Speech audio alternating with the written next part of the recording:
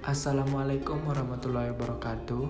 Perkenalkan, nama saya Beloyang Pramano Lituleda, NIM D1A 020110, kelas Hukum Acara PTWN. Di sini kita akan membahas tentang penerapan asas diskresi dalam pembuatan keputusan tata usaha negara. Sebelum kita lanjut, kita akan membahas dulu apa itu asas diskresi.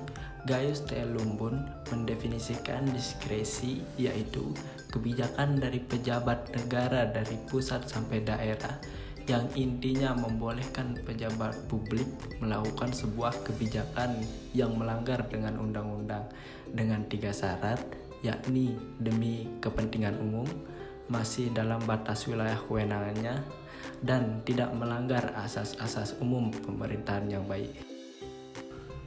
Selanjutnya, penerapan asas diskresi dalam pembuatan keputusan tata usaha negara.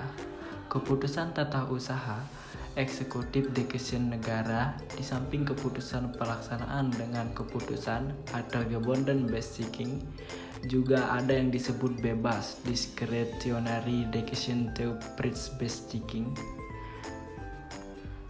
Nah, keputusan bebas ini biasa kita kenal dengan istilah asas diskresi atau prise hermessen aparat pemerintah eksekutif. Dalam pelaksanaan fungsinya, struktural maupun fungsional, dapat melakukan suatu tindakan berupa membuat suatu keputusan atau decision meskipun hal tersebut belum diatur secara tegas atau bertentangan dengan undang-undang. Menurut Profesor Musa, asas diskresi harus berlandaskan pada 2 hal, yaitu landasan yuridis dan kebijakan. Kebijakan di sini dibagi menjadi 2 kategori. Pertama, kebijakan yang bersifat mutlak atau absolut. Yang kedua, yaitu kebijakan yang bersifat tidak mutlak atau relatif. Hal ini dapat terjadi karena hukumnya tidak jelas. Contoh diskresi positif yang dilakukan oleh aparat pemerintah. Di sebuah perempatan, kondisi jalanan macet. Arus dari A terlalu padat, sementara arah sebaliknya. Polisi kemudian memberi instruksi kepada pengendara dari arus A untuk terus berjalan walaupun lampu lalu lintas berwarna merah. Dari contoh tersebut, maka diskresi tetap dapat digunakan dengan tujuan untuk menciptakan kesejahteraan rakyat.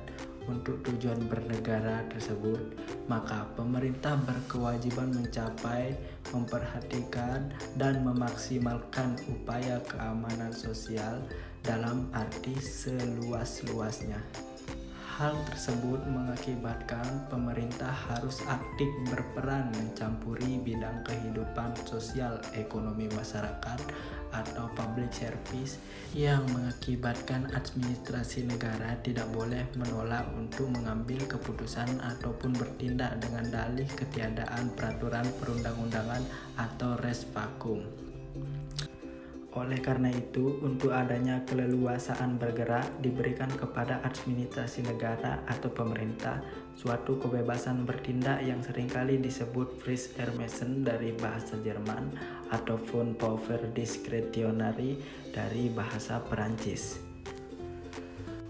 Sekian dari saya. Assalamualaikum warahmatullahi wabarakatuh.